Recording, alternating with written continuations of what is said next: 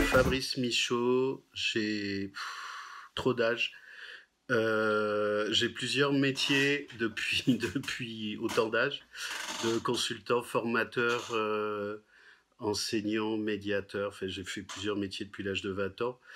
Et puis depuis 15 ans, je me suis spécialisé en plus du reste sur les adultes surdoués, en France et à l'étranger, parce que je fais aussi de la coopération internationale. Voilà, j'ai une fille, plus des enfants dont je me suis occupé. Ça a été d'abord du hasard dans les différents métiers que j'ai faits successivement et à peu près, et après, tout en même temps, parce que j'ai été manager dans des groupes, j'ai créé un département consultant dans un organisme de formation de quelqu'un qui cherche un cadre sup de 50 ans et j'en avais 25. Et puis en même temps, j'ai fait enseignant. Et en fait, je ne me suis pas posé trop de questions. J'ai eu des opportunités, je les ai prises. J'ai travaillé 10 ans en Guyane, j'ai travaillé en Afrique en faisant des allers-retours, sans me mettre à distance sur tout ce que je faisais, et en reliant les choses à partir du moment où j'ai été détecté dans les années 2000, et de comprendre que pour moi, ce qui était un peu le hasard, avait un sens caché. Et j'ai créé HP Talent il y a une dizaine d'années, parce que quand j'ai commencé à travailler, je me suis découvert et détecté, et que j'ai commencé à regarder sur ce qu'il y avait sur les adultes surdoués, c'était soit inexistant, soit à pleurer. C'est-à-dire, on transférait sur les adultes qu'on se disait sur les enfants, qui pour moi n'avaient pas de sens. Donc j'ai commencé à travailler, concevoir, parce que c'est mon métier, un de mes métiers, que de faire de l'ingénierie pédagogique. J'avais beaucoup de réseaux, donc je sais monter des organisations et des réseaux en France, à l'étranger. Donc j'ai fait tout en même temps, comme d'habitude, et au pas de course, comme d'habitude, en faisant en sorte d'être chef de tout. J'ai été détecté dans les années 2000. J'étais co-directeur pédagogique de la principale école de coaching en France, ou une des principales écoles, qui s'appelait Média de Coaching. C'est le plus haut niveau d'accréditation en France, et je dirigeais en plus tout le département coaching d'équipe et d'organisation. Et c'est une personne dans ce cadre-là qui m'a dit « Écoute, je crois que tu es surdoué ». Ce à quoi j'ai répondu « Si c'était le cas, ça se saurait, j'aurais moins d'emmerdes ». Enfin, une réponse normale, quoi. Et puis après, elle m'a expliqué ce que c'était. Donc dans la seconde qui a suivi, je lui ai dit « J'ai pas de doute. Si c'est ça, j'ai pas de doute ». Et après, comme j'aime bien faire et comprendre, donc je suis allé passer un test. Et la psy, qui a vite compris, elle me dit « Vous êtes venu me tester et tester le test ». J'ai évidemment, moi j'ai pas de doute. Par contre, vous et le test, j'ai des doutes. Donc c'est comme ça que je suis rentré dans le système. Et puis après, quand j'ai vu que c'était un peu extrêmement limité, surtout si on parle d'un test pour parler de l'intelligence. Aujourd'hui, je fais des bilans de surdoués sans test de QI. C'est juste que c'est bien pour les enfants, ça n'a aucun intérêt pour les adultes, en grande majorité. Au mieux, on a un chiffre, mais un chiffre, ça ne nous dit pas qu'est-ce qu'on fait de sa vie, comment on corrige sa vie, comment on gère les emmerdes, comment ça marche avec les enfants, les maris, les femmes, le boulot et tout ça. Et puis au pire, vous partez avec des emmerdes que vous n'aviez pas en rentrant, parce qu'il n'y a pas de test, parce que c'est hétérogène, et qu'il y a des gens, ça les rend fous, et moi, ils m'envoient leur bilan, et je corrige tout en manuel après. Donc ça a été mon démarrage, sur le premier point. Et après, quand je commence un truc, il faut m'abattre, moi, je ne m'arrête plus. Et j'ai eu tellement de demandes et tellement de choses qui se sont développées que j'ai été un peu embarqué. En même temps, je fais du coaching depuis 35 ans. C'est la deuxième fois dans ma vie que je suis médiatisé. Je l'étais pendant 10 ans sur le coaching. Et quand j'ai vu tout ce qui se passait avec le coaching, avec des centaines ou milliers de gens qui se forment tous les ans, j'ai dit non, ça, je peux pas, je n'ai pas envie d'être noyé dans la masse. Donc j'ai déjà anticipé, il y a 15 ans, ce qui se passe aujourd'hui. Donc pour moi, c'était aussi une manière d'aller m'isoler dans un truc où, une fois de plus, je fais de l'innovation, de la créativité, ce que j'ai fait dans le coaching. Et au moins, l'intelligence, ça ne se vole pas, sauf pour ceux qui n'ont pas compris ce que c'était. Donc c'était aussi un élément de sécurité. Puis travailler avec des gens intelligents, c'est quand même bien. Et l'intelligence, ça ne se réduit pas au QI. Moi, j'aime pas tout tous les termes qui sont confusants et qui sortent aujourd'hui. Je peux pas, c'est physique, je peux pas. Donc en gros, j'avais fait des études, je suis aussi prof à Kedge, à l'école de management, à Bordeaux, à Dakar aussi, j'ai travaillé 4 ans et demi à Dakar. Et on a fait une étude dans le cadre de Kedge avec quelqu'un qui passait son master sur la manière dont on nommait les choses. Globalement, avec les surdoués, je parle d'HPI ou d'atypique parce que c'est quand même plus digeste, ce terme dérange tout le monde, mais quels que soient les termes qu'on utilise, de toute façon, c'est jamais satisfaisant. Donc vous appelez ça tarte aux fraises ou cocotte minute, ça marche bien aussi, on s'en fout. Moi, je m'en fous du nom. En tout cas, je ne vais pas me battre là-dessus. Et avec les neurotypiques, vu que ça ne les touche pas, je parle de surdoués. Et c'est tout. Je n'aime pas les autres mots, ni ce que ça signifie, ni la manière dont ça se développe. Et la manière dont l'impact que ça a chez les gens, de manière confusante. C'est-à-dire que globalement, ça pourrait faire penser, voire rêver, à 30% de la population qui serait surdouée. Ce qui est pas le cas. Surdoué, on tire comme on veut, mais ça ne s'invente pas. Et pour moi, c'est pas un continuum. On l'est ou on ne l'est pas. Et si on ne l'est pas, c'est bien aussi. Enfin, il n'y a pas de compétition à faire sur le sujet. Il y en a qui en font, mais ça n'a pas de sens. Je fais maintenant des bilans, et j'en ai plein, d'adultes sans test de QI. Et puis, je fais ce que j'ai pas vu nulle part. Je prépare des séminaires, je fais des formations, parce que c'est aussi mon job, sur les très hauts potentiels. Donc, j'accompagne des très hauts potentiels, THPI, au-dessus de 145 de QI, des très très hauts potentiels, au-dessus de 160 de QI, et même au-dessus de 175, les tests s'arrêtent à 160. Ce que j'aime le plus, c'est l'intelligence. Alors c'est bateau, mais l'intelligence pour moi, c'est pas que là où les gens font des confusions, la performance de la voiture. Je parle souvent de la voiture. Le QI, c'est la cylindrée de la voiture. Ça dit pas l'intelligence de chauffeur. Moi, j'aime l'intelligence des gens, surdoués ou pas, et la gentillesse. Et travaillant avec des surdoués de haut niveau, c'est aussi des univers de créativité et d'innovation. C'est un peu l'aventure. Alors l'aventure avec des gens complexes ou l'aventure dans les voyages. La bêtise. La bêtise, l'enfermement et la méchanceté. C'est-à-dire qu'on est tous limités, mais la bêtise, c'est pas une obligation. La limitation ou la maladresse, on peut tous l'être et on ne le fait pas forcément exprès. Mais il y a beaucoup de gens méchants et maltraitants. Ça, j'aime pas. Alors, je sais me défendre. Hein. Ça, il n'y a pas de problème. Je sais très bien me défendre. Il faut juste pas venir me chercher. Mais j'aime pas ça, ça me muse pas. Pour ceux qui sont concernés, c'est bien de le savoir, parce que ce que j'observe, alors sur les jeunes, les 15-25 ans par exemple, il y a une proximité de comportement, je ne fais pas la confusion, mais il y a une proximité de comportement, de la manière dont fonctionnent les surdoués et de la manière dont fonctionnent les générations Z aujourd'hui, en termes d'impulsivité, de choix, de non-négociation, d'arbitrage sur les valeurs. Ça ne veut pas dire que les jeunes Z sont surdoués, ça veut dire qu'il y a des proximités intéressantes de compréhension et de coexistence et de cohabitation. Pour les jeunes, parce que ce que j'observe aussi, c'est que beaucoup, je parle des 15-25 ans, plus les 15-20, n'ont pas envie d'entendre parler du sujet alors qu'ils le savent. Et globalement, j'ai encore eu un jeune hier qui a pas voulu qu'on travaille ensemble parce qu'il voulait être normal. Mais il est normal alors qu'une partie de lui sait très bien qu'il est normal et qu'il y a des choses, des traits qui sont rédhibitoires. Ce sont des conflits qu'on trouve essentiellement sur cette tranche d'âge. Il y a un vrai travail spécifique à faire sur la douance pour les surdoués, pour les jeunes, les 15-25 ans, en termes d'emploi, d'employabilité, d'études. J'ai une amie qui développe des choses comme ça à Singapour, de compréhension de soi, dans un contexte sociopolitique qui est extrêmement perturbant.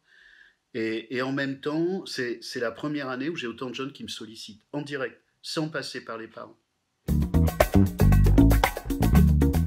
Je suis un lynx, un guépard et un aigle. Tu les vois pas venir parce qu'ils te sautent dessus. C'est très très silencieux et c'est très très rapide. Quelle est la différence entre un canard? Aucune, sauf qu'il y en a un qui a les pattes plus courtes que l'autre.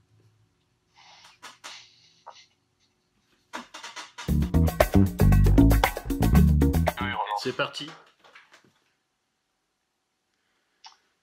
Euh, aujourd'hui, comment tu détectes alors, il y a plusieurs questions. De toute façon, ce monde-là, il est tellement complexe. Il est complexe et fantasmagorique en fait. Effectivement, enfin, tu vois bien dans plus en plus de séries, on pense que les gens qui sont surdoués sont des super-héros. Mais comme tout super-héros, tu as le côté positif d'être surdoué et le côté négatif. Ça, celui-là, on veut pas le voir. Ça relève pas de la douance. Il y a des surdoués négatifs qui sont encore plus dangereux. Beaucoup de tueurs en série sont des surdoués. Ouais. Alors, je parlais de partie un peu négative, c'est dans ce qu'ils vivent eux. C'est-à-dire que ça leur apporte des choses, mais ça leur enlève aussi des choses. Dans la partie malheureuse de ce qu'ils vivent. Ouais, de ce qu'ils vivent. Ouais. Donc, on aimerait tous être surdoués, par exemple. Moi, j'aimerais être surdoué dans les langues et apprendre les langues comme ça. Moi aussi. Mais toute la partie négative qu'on ne voit pas sur le rejet, sur l'acceptance de soi-même, sur qu'est-ce que je fous là qu'est-ce que je fous là au milieu de ces gens-là. Ouais. Le côté, tu disais le côté normal. Et donc, comment tu les détectes? En fait, quel est le but ensuite tu leur donnes pour qu'ils se sentent mieux au final? C'est ça, je pense que t'apportes. Il y a 3 sujets. Le premier, dans la manière dont tu le poses, mais c'est souvent une confusion, c'est une confusion entre surdoué et surperformant. Pour moi, il y a des gens, ils sont surperformants. Ils ont plus 132 QI. Et ils sont pas surdoués. Ils sont juste normaux, surperformants. Et les surperformants, c'est les clichés qu'on voit à la télé.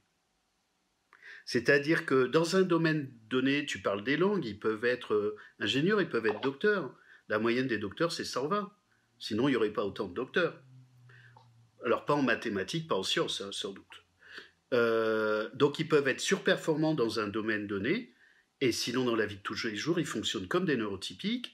Ils n'ont pas de problème existentiel, ils n'ont pas les susceptibilités, les sensibilités, tout le bazar. Ils en ont, mais pas dans la manière dont ça va perturber toute la vie ordinaire, toute la vie des atypiques. Et là, c'est ce qu'on peut voir dans certains articles entre les laminaires et les complexes.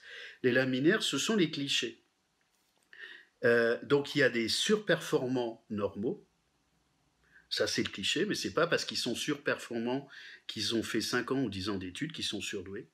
Ça n'a rien à voir. Il y a ceux qui vont être plus laminaires, c'est-à-dire qui sont surperformants avec toutes les questions existentielles, de sens, de conflits sur les valeurs, sur l'éthique, sur tout ce dont tout le monde se fout, hein, globalement. Et puis, il y a ceux qui queenent, comme je disais des fois, ils sont perdus dans leur système. Ça ne veut pas dire qu'ils ne sont pas surperformants. Ça veut dire que ce sont plutôt les HPI versus HQI, c'est-à-dire haut potentiel intellectuel versus haut quotient intellectuel. C'est-à-dire qu'ils ont du potentiel, mais s'ils ne l'ont pas développé, ils ne savent pas s'ils sont intelligents de l'idée qu'ils se font de l'intelligence, c'est-à-dire de la surperformance. Et ce que je vois, et plus chez les femmes, parce que je travaille beaucoup avec des femmes et j'ai fait des formations spécifiques femmes surdouées, c'est qu'elles utilisent leur douance pour survivre. En fait, c'est de la douance en creux. Moi, je vois tout. Enfin, voilà, je suis plutôt THPI. Donc, je vois l'ensemble de la manière dont les gens fonctionnent. Également, quand j'étudie le langage, je l'étudie en plein en creux. C'est un peu tout le travail de la pensée critique française, ou ce que disait Derrida, le langage porte en lui sa déconstruction. Donc moi, dans le langage, je vois ce qui est plein et ce qui est vide. Pour les gens, c'est pareil. Et ça va sur la troisième... Je continue là-dessus ou on passe vas-y, je passe sur le 3e étage. Comment je les détecte? Eh ben, parce que ça fait 35 ans que je fais de l'accompagnement, mais ça ne suffit pas, du coaching, et que je les sens physiquement. Et je ne les détecte pas tous. Il y en a, je ne les vois pas parce qu'ils sont suffisamment planqués, ils sont très souvent des femmes. Et je dis que je peux les détecter sans problème pour 95%. Il y en a en gros 5% sur lesquels je ne peux pas me déterminer. Soit parce qu'il y a des traumas, il y a des problèmes psychopathologiques, et ça crée trop de confusion. Moi, si je ne suis pas sûr, je ne dis pas. Si je suis sûr, je le dis. Ou alors des personnes qui peuvent être à la frontière, donc plutôt neurodroitiers, c'est-à-dire qu'ils fonctionnent, ils sont plutôt neurotypiques, mais avec des caractéristiques qui peuvent ressembler de loin à de la douance, mais ils fonctionnent en neurodroitier. Et là, ça m'arrive de ne pas savoir me prononcer. Et je joue pas aux apprentis sorciers. Et comment je les détecte, c'est parce que j'ai un système d'exploitation qui va très vite, que j'en ai des milliers en réseau. J'ai créé des groupes de surdoués bénévoles gratuits en France, à l'étranger, au Canada, en Belgique, en Suisse, en Espagne, beaucoup en France, et que je m'entraîne tous les jours. Et ça va très vite. Et j'utilise mes deux parties de cerveau. C'est-à-dire, il y a tout mon ordinateur avec mes cartographies, mes banques d'images et toutes les histoires que j'ai, plus toute la partie créative avec des intuitions et des visions et des questions que je pose. Et j'arrive à interagir soit avec le conscient, soit avec l'inconscient de la personne. Et donc, lors d'un échange comme aujourd'hui, est-ce que tu peux dire Guillaume est laminaire et Stéphane est normal? Non, parce que c'est pas le sujet de notre entretien et je joue pas comme ça. C'est-à-dire que vous ne m'avez pas montré des choses au-delà de la forme de complicité et d'implicite à partir desquelles on échange. Donc ça fait sur le terrain, oui, mais moi je me satisfais pas de ça. La douance relève de l'identité. Je joue pas avec les gens. C'est de la maltraitance. C'est-à-dire. Et du coup, il faut qu'ils s'ouvrent. Il faut qu'ils puissent s'ouvrir pour que tu puisses quand même. S'ils me font confiance, ils s'ouvrent. Ouais. C'est-à-dire que quand les gens viennent avec moi, je fonctionne pas comme un psy qui, à partir d'un outil transitionnel, un doudou, un outil transitionnel, c'est un test, pourra dire le test a dit. Non, un test, ça parle pas. Hein. Même sous la torture, il parle pas, le test. Faut essayer. Mais donc, c'est toujours un psy qui parle. Donc, ça engage la responsabilité du psy qui peut dire le test a dit ou le... Voilà, en même temps, c'est le corpus à l'intérieur duquel il s'inscrit. Moi, je travaille en direct avec les gens et en fin de compte, une partie d'eux savent qu'ils sont concernés. Donc, je vais juste éclairer, mais c'est mon job. Je travaille avec des modèles de Palo Alto. J'ai aussi une casquette de thérapeute dont je ne parle pas beaucoup, mais j'ai des outils pour aller travailler de manière collaborative avec des gens pour éclairer des choses qui fait que ce n'est pas un combat. Je ne pose pas un diagnostic sur eux. Je les aide à poser eux-mêmes le diagnostic sur eux, à partir de faits marquants qui leur appartient. C'est pas un combat, c'est pas stratégique, c'est collaboratif. Et je sais où aller. Et je sais comment communiquer avec eux. Donc, globalement, les gens ont besoin d'aide. Ils sont plutôt de bonne volonté, il faut juste pas les maltraiter. Et c'est pas un examen, parce que le test, parfois, c'est un examen avec un tiers qui a droit de vie ou de mort sur celui qui vient. C'est d'une violence pour certains, c'est terrible. Et aujourd'hui, ça prend combien de temps justement pour détecter ça prend combien de temps? C'est en plusieurs séances, c'est en semaine, en plusieurs mois? Non, mais moi, dans la vie de tous les jours, ça me prend quelques minutes, hein. Max 5 minutes. Entre moi et moi, où j'ai pas de doute, mais que moi, j'ai pas de doute, c'est pas très important. En fait, ce qui est important, c'est la personne. Donc, quand je fais un bilan, c'est 2 heures. Mais moi, je vais très vite sur des éléments qui sont des éléments saillants, des éléments de la structure. Je sais comment les structures fonctionnent. Donc, mais il ne s'agit pas que ce soit moi qui sois convaincu. Ce qui est important, c'est qu'il faut que la personne ait les moyens opérationnels pour être acteur et auteur. Acteur, c'est pas suffisant pour avoir une autonomie pour corriger ce qu'elle a envie de corriger. Mais moi, si je veux détecter, il me faut juste quelques minutes. Je détecte des gens sans leur dire, hein, régulièrement. Et j'ai pas de doute. Et qu'est-ce qu'il arrive en général quand tu as détecté quelqu'un et que tu lui as explicité son potentiel? Ça, je le fais pas automatiquement. C'est-à-dire, je détecte quelqu'un et après, je décide si je vais lui dire ou pas. S'il n'y a pas le contexte, s'il n'y a pas de demande, s'il n'y a pas l'environnement, si je ne peux pas sécuriser le fait de dire ça, je ne le fais pas. Et sinon, si j'avance là-dessus, pour moi, c'est non-assistance à personne en danger. Donc, je donne l'information à la personne parce que je considère que c'est ma responsabilité. Je reste à sa disposition si elle veut aller plus loin, mais ça lui appartient d'aller plus loin. C'est pas à moi d'aller plus loin. Donc, si elle veut pas, et il y a des gens qui veulent pas, je vais pas plus loin. Et celui qui veut aller plus loin, celui qui t'a demandé d'être détecté, que tu l'as détecté, et qui te dit maintenant, est-ce que tu peux m'accompagner? Maintenant que je sais, je peux mettre un nom sur qui je suis, mais ça n'est qu'un nom, et j'aimerais mieux m'accepter, mieux accepter le monde dans lequel je vis. C'est quoi les étapes? C'est du coaching individuel? Ah non, on fait le bilan en 2 heures, on a fait le tour de la bête. C'est un IRM, un 360. Je fais le bilan, et globalement, avec le bilan, je donne un document de travail, donc un extracteur, il y a un support de travail qui fait que la personne, elle se prépare à un fil rouge et à des choses qui lui permet déjà de pouvoir organiser sa pensée, identifier ce qui peut lui appartenir.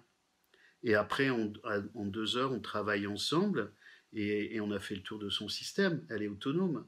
Et dans 95% des cas, ça suffit. Donc, il peut y avoir des besoins d'accompagnement, mais moi, je ne pousse pas à la consommation. Je rajoute pas des heures et du temps. Tout ça, ça coûte de l'argent. Je ne pousse pas à ça du tout. Donc, je peux avoir des accompagnements à la suite de ça, mais ils vont être ciblés sur de la mobilité interne, sur de l'emploi, sur de la recherche d'emploi, sur des problèmes de couple, sur des problèmes familiaux. Ça va être très focus sur des choses particulières. Mais on a fait le tour de la personne, on a vu la cartographie en 2 heures. Il m'est arrivé d'aller plus loin pour des profils extrêmement complexes, c'est-à-dire au-dessus de THPI. Parce que là, c'est de l'horlogerie. Et c'est quoi, du coup, l'intelligence? Alors, cette question, elle est subjective. J'aime bien la phrase de Howard Gardner, qui a travaillé sur les intelligences multiples, qui dit que l'intelligence, c'est ce à quoi une culture accorde de l'importance.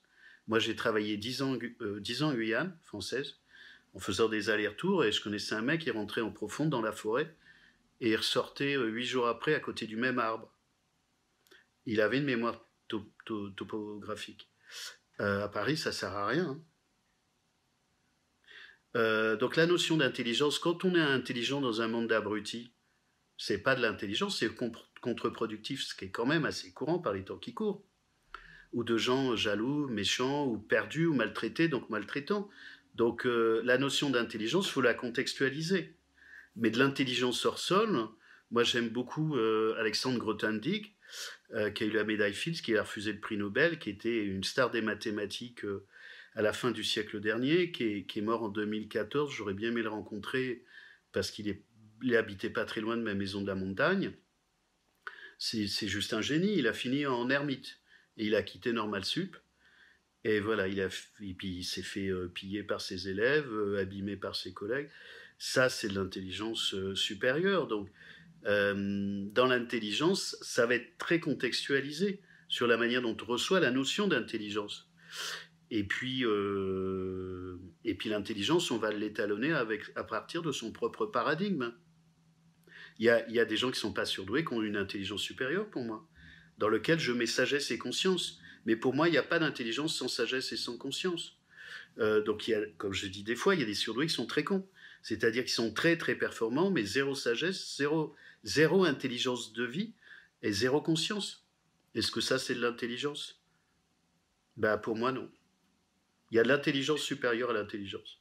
C'est ça. Aujourd'hui, on parle d'ailleurs beaucoup d'intelligence émotionnelle et dans les entreprises parce qu'on s'aperçoit que au jour le jour, c'est presque plus intéressant que des personnes surperformantes. Alors on peut les appeler comme ça, ou très compétents dans un domaine, mais c'est plus intéressant parce que c'est moins dangereux.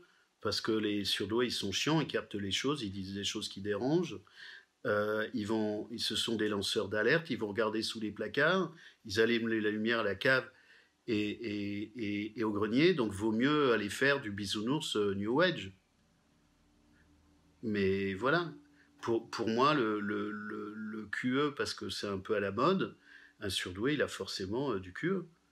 Qu'il soit maladroit avec, évidemment, mais le problème de la douance, c'est les émotions. Hein. Donc il y a une espèce de confusion confusante sur ce sujet que j'évite globalement. Pas que parce que j'ai des traits autistiques, parce que j'aime pas ça, mais enfin les deux, et les traits autistiques et les émotions. Mais je trouve qu'il Évidemment que c'est un sujet intéressant, les émotions, mais une fois de plus, ça dépend dans quel cadre on le pose. Les gens sont traumatisés aujourd'hui. Donc, si c'est pour rester dans la lessiveuse, ça dépend comment c'est fait, le travail sur les émotions. En tout cas, c'est pas une alternative au QI. Du tout. Et aujourd'hui, qu'est-ce que les, les surdoués peuvent apporter au monde? Alors, déjà, dans les surdoués, ça n'existe pas, parce que c'est comme les neurotypiques, ça n'existe pas. Hein. Pour moi, j'essaie de parler de cartographie, de typologie, sinon c'est extrêmement maltraitant. Voilà, neurotypique, et certains ils disent ouais, c'est du racisme, pas du tout. Moi je fais des distinctions, je n'oppose pas les gens. Il y a des gens intelligents, gentils, bienveillants partout. Donc les surdoués, dans les surdoués, je vais déjà mettre les surdoués normaux. Les surdoués normaux, c'est sans la psychopathologie, sans les boss, sans la malveillance, sans la maltraitance, parce qu'on en trouve aussi là.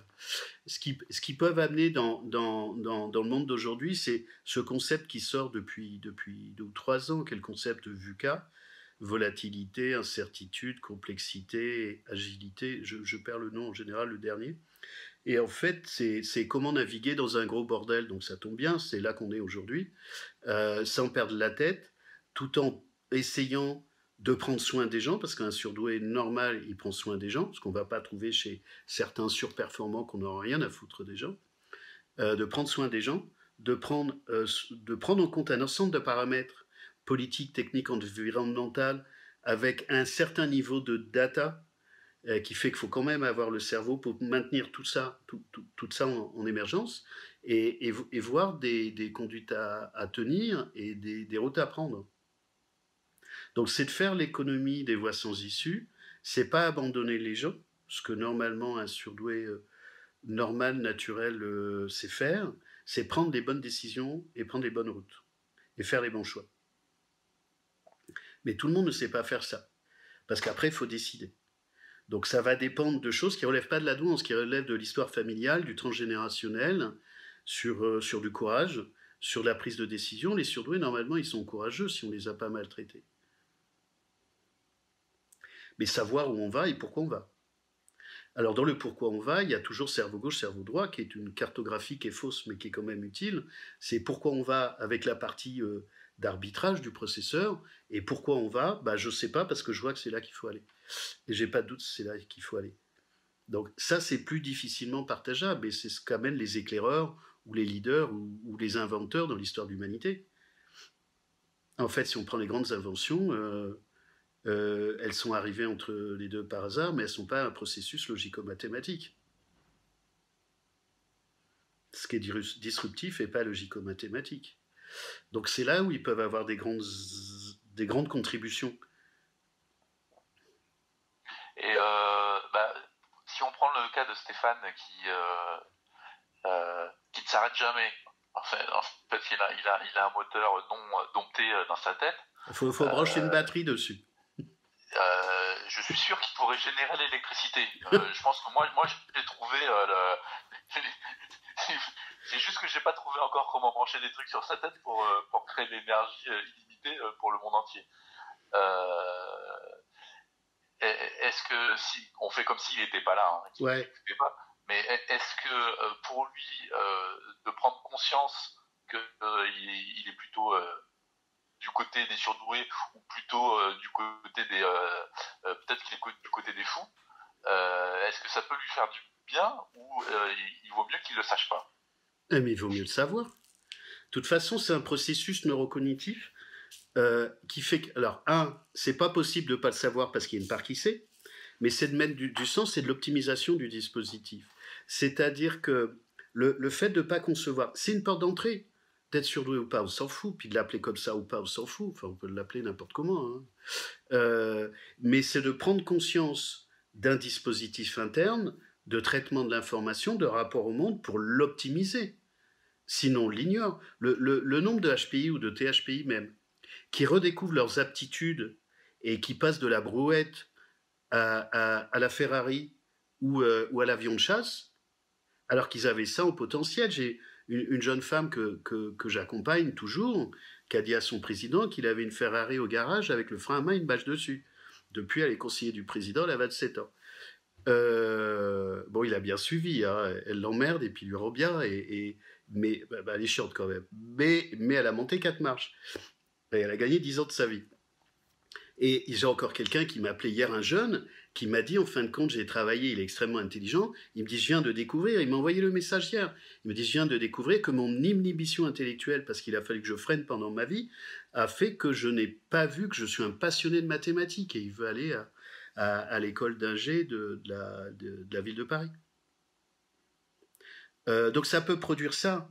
Ça va donner des autorisations au-delà de la volonté. C'est un espèce de déploiement qui est énorme. Mais si en fait on se croit une Trabant ou éventuellement une BM et qu'on est une navette intergalactique, bah, il y a des marges de manœuvre quand même.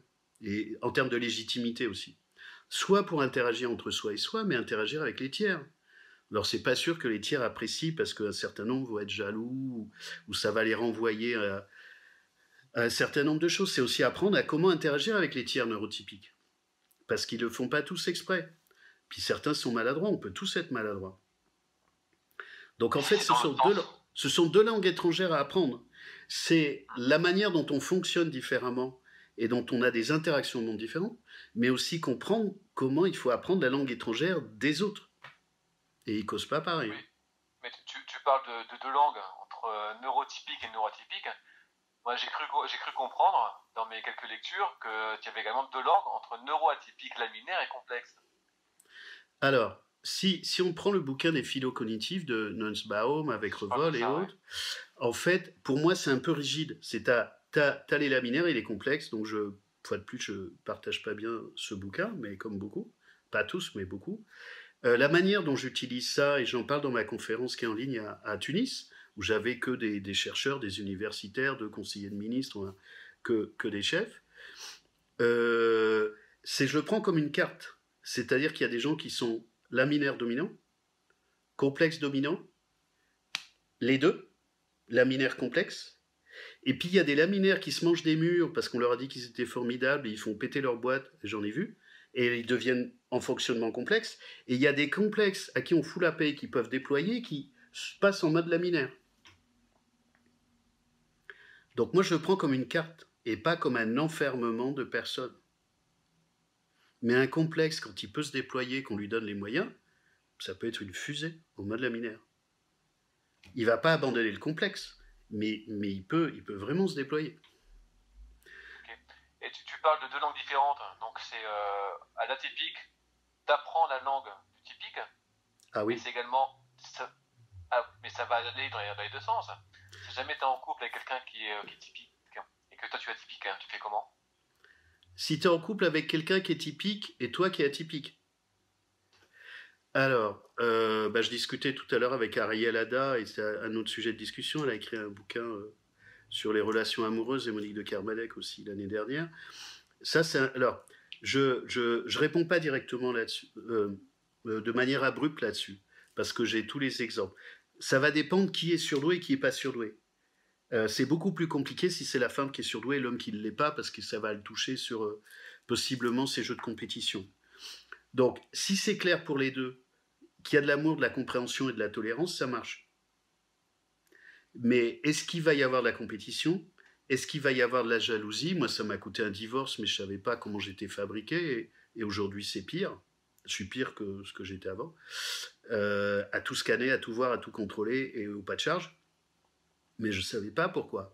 Ce que j'ai produit, c'est que j'ai mis mon ex-femme en échec. Et elle n'y pouvait rien, et moi non plus. Donc, le fait de savoir qu'on est différent, c'est de pouvoir clarifier avec l'autre, sous réserve que ça permette d'être d'accord et d'avancer ensemble. Et là, ça met à l'épreuve tout le monde. Je relance. Très, très souvent, ça va être un élément déclencheur, parce que le fait d'annoncer ça, tu peux voir des choses chez l'autre, des choses que tu n'avais pas vues avant, qui peuvent être rédhibitoires, ou alors l'autre qui dit bah ok, j'accepte, et puis on va avancer comme ça. Ça dépend sur quoi Consciemment ou inconsciemment, la relation a été crantée. De manière générale, s'il y a une compétition, c'est mort. Ça ne marchera jamais. Mais après, hors compétition, est-ce que les atypiques ont plus de mal au niveau des émotions? Plus de mal à les montrer ou sont moins Les hommes, oui. tactiles? Les hommes, oui. Alors, il y a aussi autre chose, c'est qu'on trouve des traits autistiques chez les hommes. Surdoués.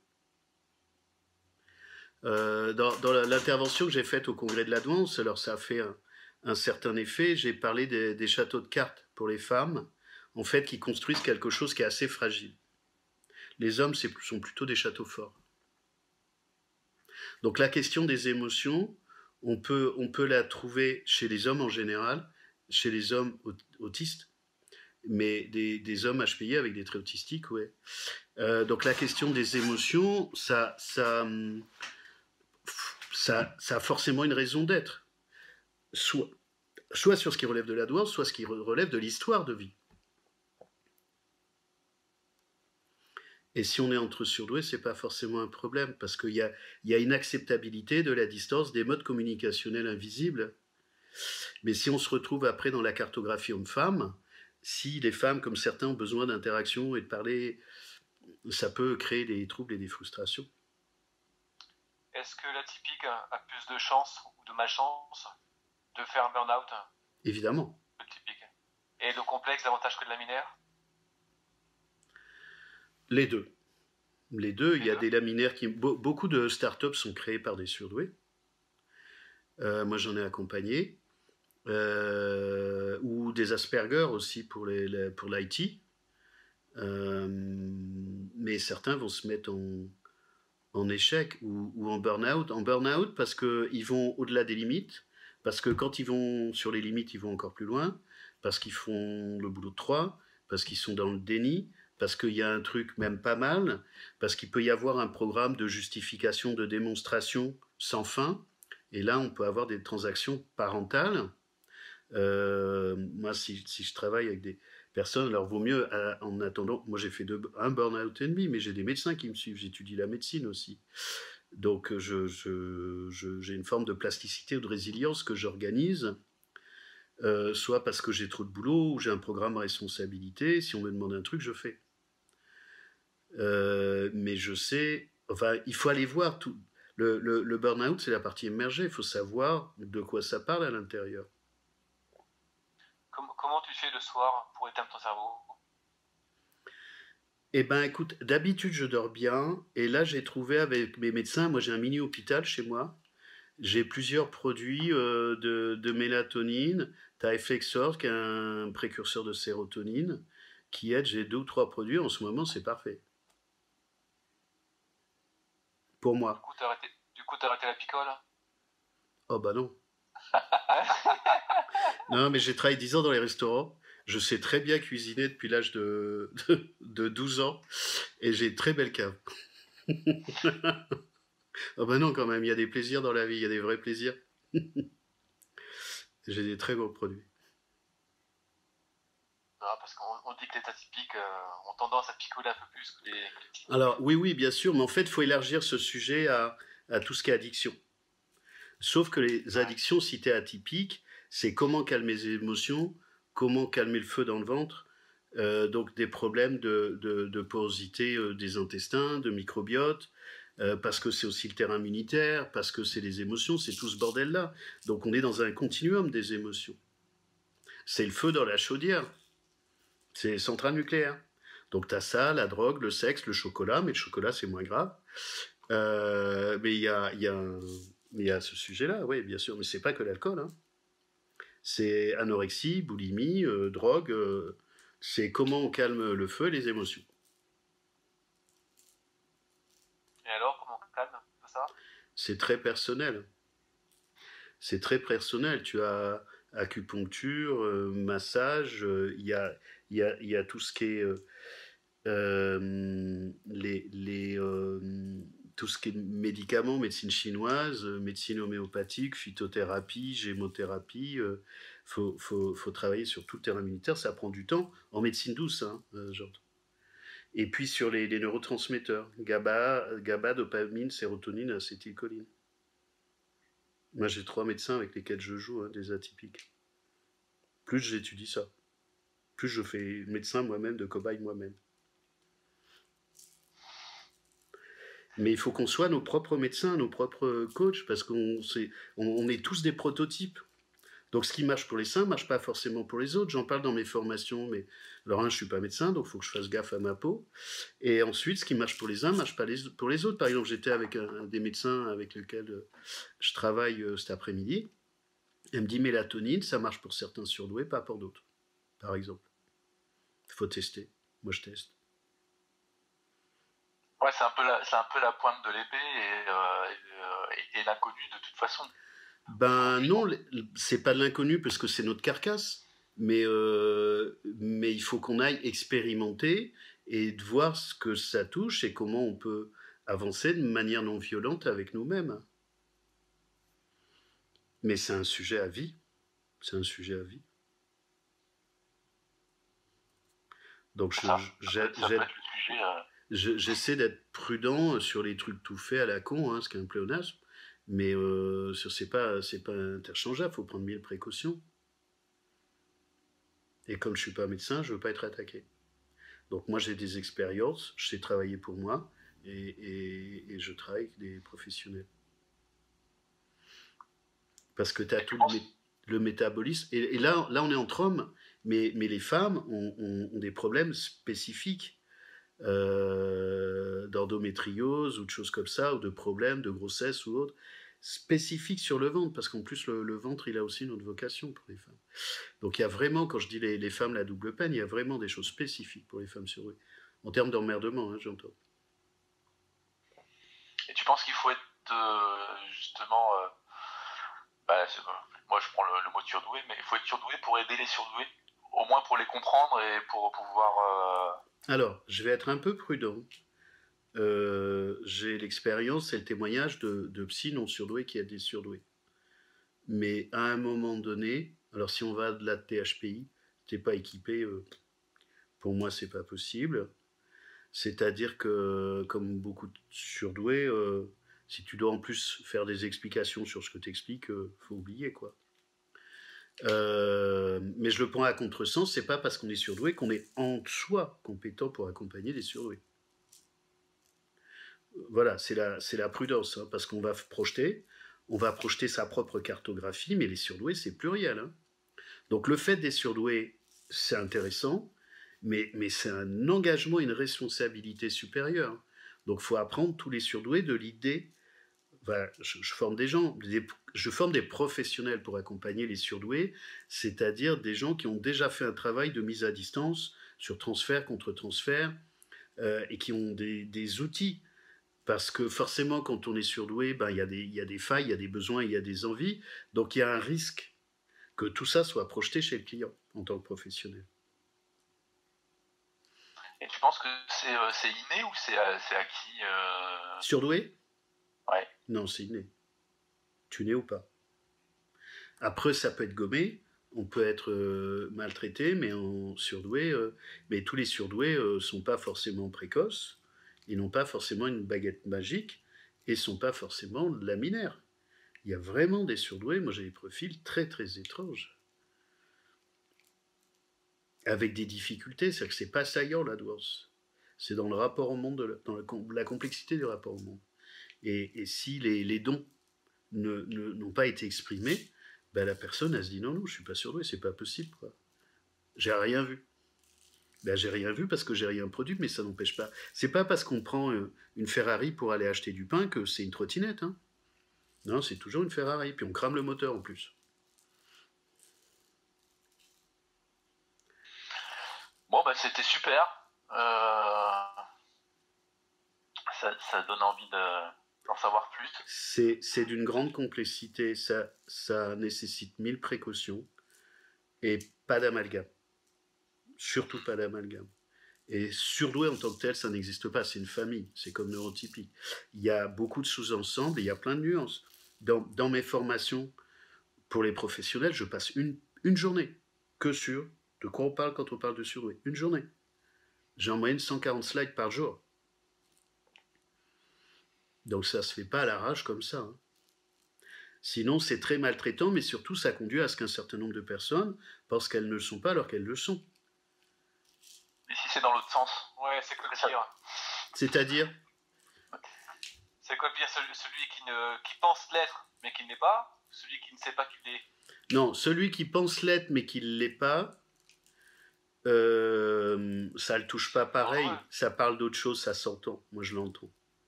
C'est-à-dire, si tu ne l'es pas, c'est superficiel. Si tu l'es, ça te bouffe le ventre, ça te bouffe les tripes et tu as toujours des histoires. Chaque cellule est une mémoire. Quand tu l'es, tu peux bien raconter les histoires que tu veux.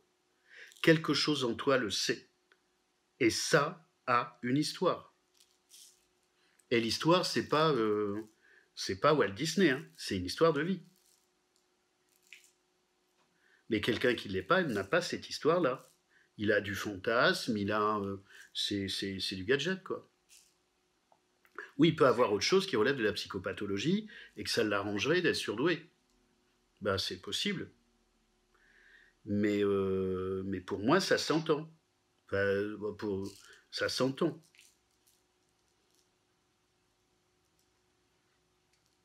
Donc, il peut y avoir des gens qui sont un peu mythomanes ou en souffrance, et je peux comprendre légitimement qu'ils aient des souffrances.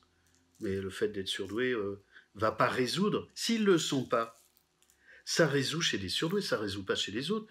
Quelqu'un qui est surdoué, qui découvre qu'il l'est, mais il a ses cellules qui vont faire ça, même quand il dort. Même s'il fait rien, les cellules elles font ça. Mais s'il n'est pas surdoué, mais les cellules, elles dorment quand ils dorment, font comme lui. Il y a quelque chose qui est organique, qui dépasse la fonction du cerveau.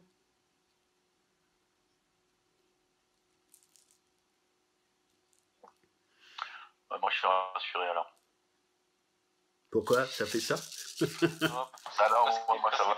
Il dort pas, Guillaume. Non, moi, ça va très bien, justement. Mais tant mieux. Mais il y a plein de gens qui vont très bien. Je vais très bien et justement, j'ai pas cette activité, cette suractivité. J'ai une suractivité liée à une passion. Quand il y a quelque chose qui m'intéresse vraiment, je peux, voilà, tu vas à fond dedans. Voilà.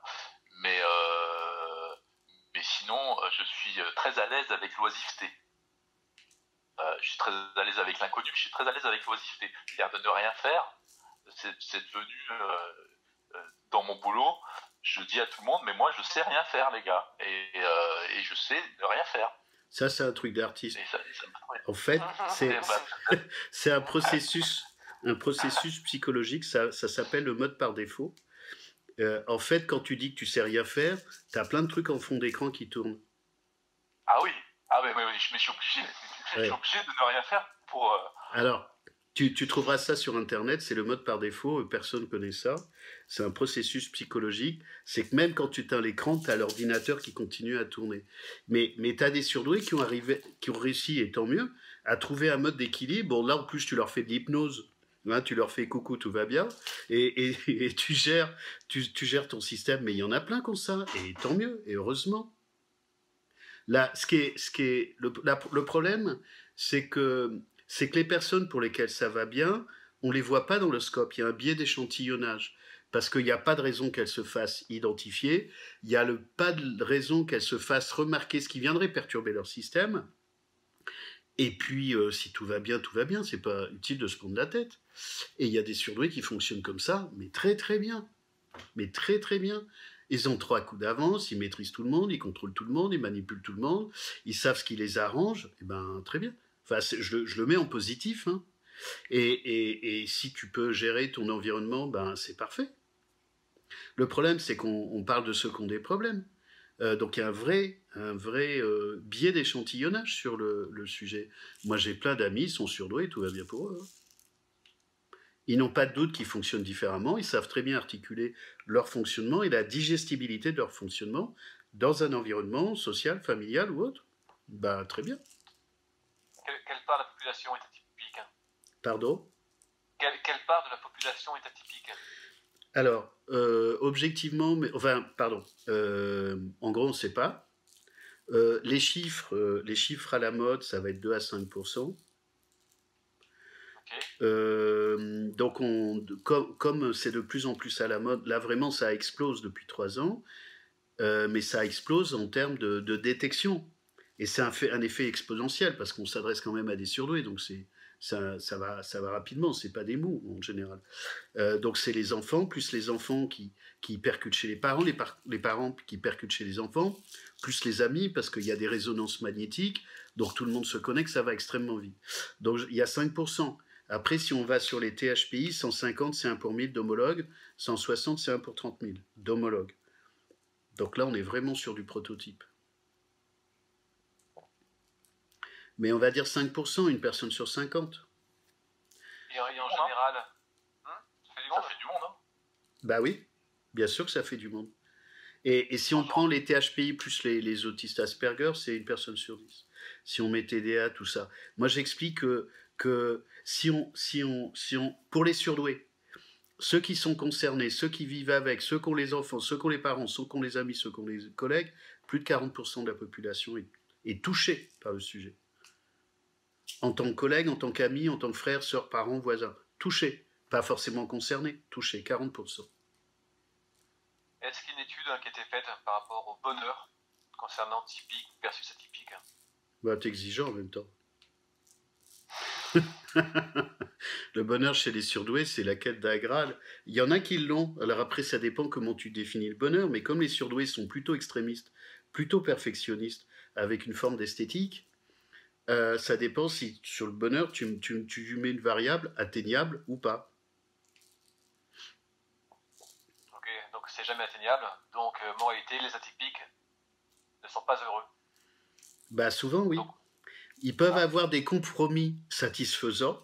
Donc on va être sur des nuances sémantiques. Il y en a qui peuvent être heureux, mais en mode parce qu'ils ont de la chance aussi, de contexte, de boulot, de famille. Moi, j'en connais qui sont heureux, mais qui sont heureux avec le programme philosophie, c'est-à-dire que ça pourrait être pire et qui trouvent un compromis acceptable. Et ça, c'est très intuitu personné. Ça dépend où tu mets le curseur. Moi, j'ai zéro bonheur, hein. J'ai pas de joie de vivre. Tu vois, concrètement, vu mon niveau d'exigence. Quand je vois toutes les nuances, les variabilités, puis j'étudie la géopolitique aussi. Donc, ce qui se passe aujourd'hui, je l'étudie depuis 15 ans. Aujourd'hui et demain, surtout. En ce moment, tu dois être bien malheureux, alors. Mais non, je sais depuis 15 ans. ouais. Je faisais des conférences il y a 10 ans sur ce qui se passe aujourd'hui ou demain, mais maintenant on est dedans, parce que 2021 va être pire que 2020. Et on doit te traiter de complotiste, alors. Bah, je m'en fous parce que tu arrives à avoir des choses. Ça m'est égal. Maintenant, j'en parle plus qu'avec les gens qui connaissent le sujet. Donc, c'est pas la peine de perdre du temps. C'est-à-dire que soit les gens sont prêts, soit ils sont pas prêts. Il n'y a plus personne à convaincre. Je le faisais il y a 10 ans pour préparer le terrain, donner des clignotants et des indicateurs. Maintenant, on y est. Ça sert à rien. Non, ça sert à rien. Ouais. Ça sert à rien quand on voit ce qui vient de se passer cette nuit aux États-Unis. Enfin, le niveau de la puissance de frappe. On a la même en France. Hein. On va pas être épargné. Hein. Donc, pour moi, ça sert à rien. Soit les gens sont prêts, soit ils sont pas prêts. Genre, moi, j'ai passé des nuits blanches, hein, donc c'est déjà fait.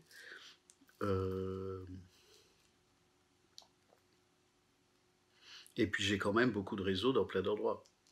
Donc c'est pas la littérature que j'ai. Ouais. Et en plus, de penser qu'il y a quelque chose de l'autre côté qui se passe, et en plus d'avoir les informations, je pense que ça doit être assez anxiogène au final. C'est très anxiogène, et c'est effectivement plus simple de ne pas savoir. Moi, j'ai besoin de savoir. Moi, j'ai un programme, je dois savoir. Mais il y a un prix à payer. Hein. Quoi qu'on fasse, il y a un prix à payer. D'où le travail sur qu'on échange, de digitalisation, de mise à distance, d'enjeux sur l'emploi, sur l'employabilité, sur tous ces trucs-là. Ouais, sauf que tu as oublié un truc, et ça, Guillaume, note-le, ce projet qu'on va lancer, c'est aider les atypiques, ou permettre aux atypiques d'être heureux. Parce que ça, Fabrice n'a pas encore réussi. Là-dessus, il y a un créneau à Ah, mais j'ai plein de copains heureux. Celui avec lequel j'ai fait toutes mes conférences en Asie, Ça fait 10 ans que je le suis. Il était ancien DJ. Alors lui, il fait la fête tout le temps. Alors il a des questions existentielles quand même. Mais il est profondément, il est né dans le bonheur, même avec les emmerdes. Il vivait à Bali. Je suis allé chez lui à Bali. On a fait des conférences dans plein de pays. Il est juste incroyable. C'est un extraverti incroyable.